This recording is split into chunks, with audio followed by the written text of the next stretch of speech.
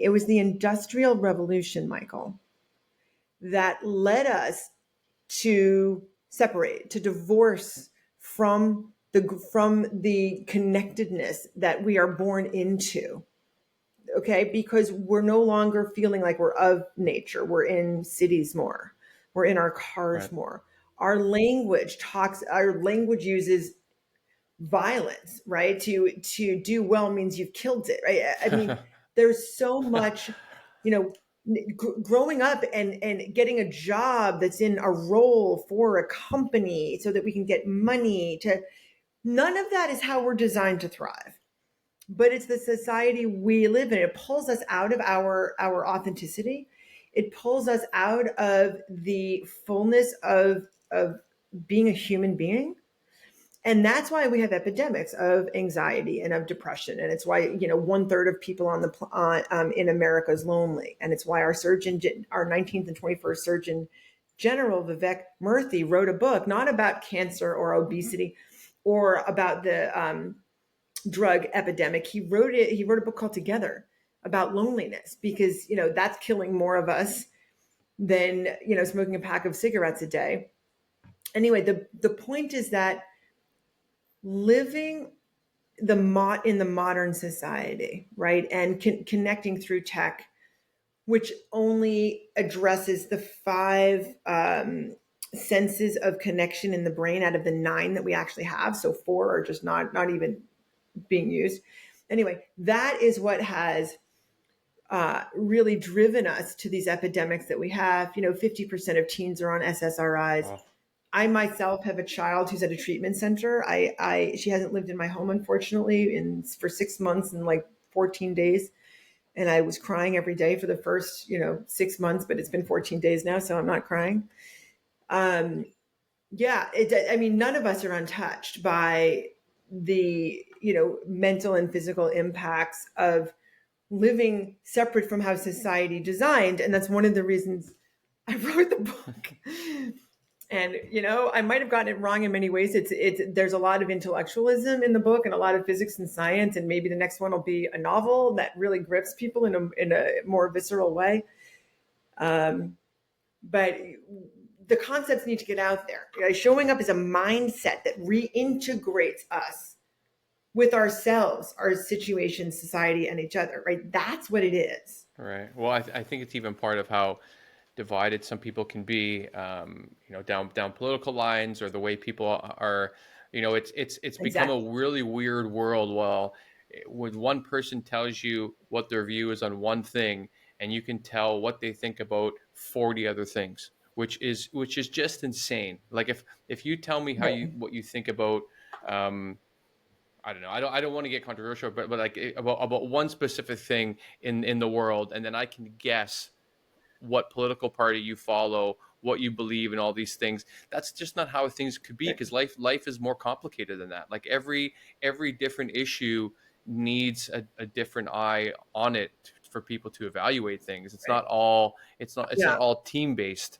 And so I think the idea of just, if we can just show up for each other, I think if more of us knew Right. that other people were there and they cared, and that even if someone disagrees with you, they still love you and want the best for you, I think we could at least give a benefit of the doubt to people that don't agree with us, and that perhaps we can try to find Mhm. solutions together. Right. I love that. Let me add a little bit of neuroscience to what you said with the political divide and kind of treating each other as objects as opposed to as human beings. So our brain has 2 parts. And it turns out most mammals going back thousands of years also have divided brains. And the question is why?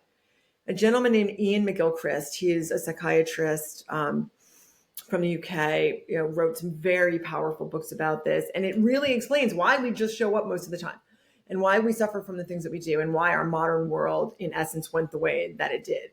So very simply, to survive, we needed to pay 2 different kinds of attention.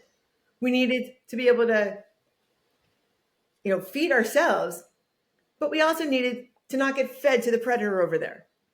And it turns out to do that, we needed to attend to the world in 2 different ways. One is a very narrow, fractured, separate, definitive attention, right? There's a berry on the bush. And right here with my right arm, because I'm using my left hemisphere, which controls the right side, with my right arm, I'm going to grab it and get it. I got to focus down a lot, a lot, a lot. And the moment I see the berry, it's almost like it's a map. I'm not looking at how the berry sways in the wind and how the sun is reflecting on the berry. It's a berry. I'm going to get it. I'm going to get this damn thing done. And I'm going to do it now. And that's all that matters. And guess what? The rest of the world disappears. If there's a predator, I'm not seeing it. It disappears. But in the moment that I pause, now I can reconnect with my right hemisphere. And that's the one that that sees the bigger picture. That's the one that's up on the mountain and says, now I see what's really going on. And that's the one that feels the wind on us. And that's the one that notices the expression on your face and cares about you.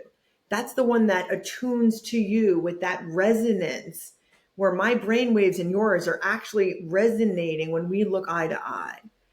That's the one that cares about you. And it's the one that wants to sway to the music. Okay. Now, love is only from the right hemisphere. Care, it's only there. Anger lateralizes left. Like, are you with me? It turns out if you have a stroke in the right hemisphere, the one that is the more human side that feels what you feel, by the way, which is where leadership lives, which is where good parenting lives, which is where happiness and joy and doing the right thing, the greater good lives. If there's a stroke there, and all that you have is your left hemisphere to rely on, let's say your right arm is paralyzed, and a doctor says, "Whose arm is that?" Only relying on your left, like get it done, just show up mode. Oh, doctor, that's your arm. I mean, absolute lies. So you wonder why our politics is so divided, and this side is they dug their heels in, and this side dug their heels in. They're using their left hemispheres because we're just going to get this done, and we're going to push it through, and I'm right. It lies. It doesn't even know it's lying. It's sure it's right. Why? Because that damn rabbit that's running through the bushes, that needs to be dinner for my tribe right now, and I have to go and get. Where's my spirit? Right? There's no time.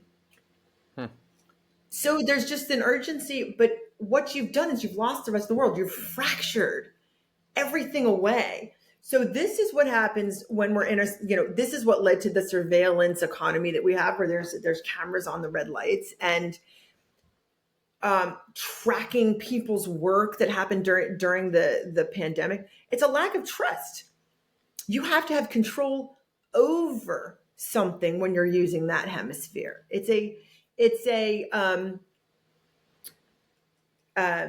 So the right side is comprehend and this side is apprehend. Get it? Anyway, so I'm going to pause there, but you get this, right? We need both of them, but modern society is leading us to live more in this. I know I'm right and there's nothing else out there, but we're living in a map. We're living in a database. We're living in this is the marketing data and the landscape, and it's crap because it's not a life. It's not the earth. It's not real life. So that's the problem. We need to return ourselves more often to our right hemisphere, which is the only way we can truly show up. It's easy to do. You reset yourself. Sure. You pause, you breathe, you drink your water. This is not hard, but we're so practiced in this urgency of my schedule. I have another meeting. I got to get this done. So we're living there too often So in the left hemisphere.